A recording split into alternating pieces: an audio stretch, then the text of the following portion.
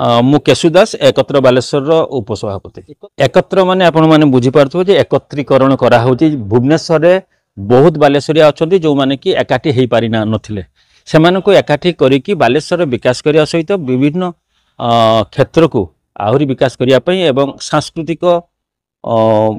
सामाजिक पारिभाषिक ए सब उन्नति पई यही प्रथम बैठक एटा गोटे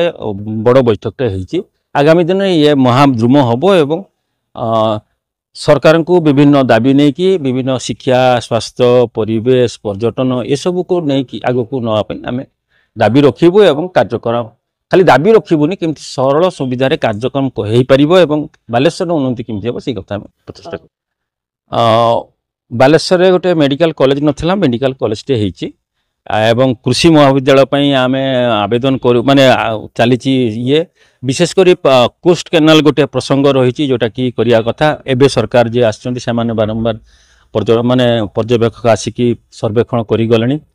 सेटा गोटे हवा दरकार। कल कारखाना किसी बंद हो जाउची जोटा कि रुग्ण हो जाउची ताको पुनरुद्धार पई आमे मध्य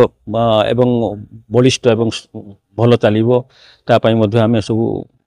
आलोचना करूँ कथबार्ता करूँ तेबे यही संगठन माध्यम आउ अधिका करिया पई आमे आशा रखिछु। सबु समस्ते आसंती आसन को भल करिया पई भल कले न कले यही गोटे वर्ष भितर आमे कहि परिबु नहीं कि आमे आशा करिबा भी अनुचित।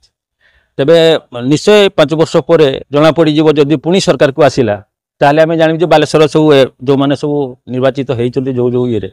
से माने जदि आसिले ताने जानिबा जे से अंचल से विकास करचंती नहले जदि करना लोक ताको प्रत्याख्यान करिवे। अभियान तो आमर सिया प्रयास तो रही सिया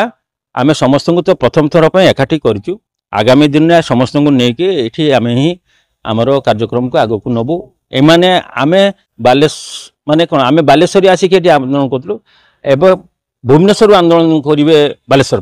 तेणु एठी मुख्य जगार आंदोलन जब ठीक हुए दाबी ठीक हुए और उपस्थापन ठीक हुए ताले कार्यकारी शीघ्र सहज सुंदर हो बोली आम विश्वास।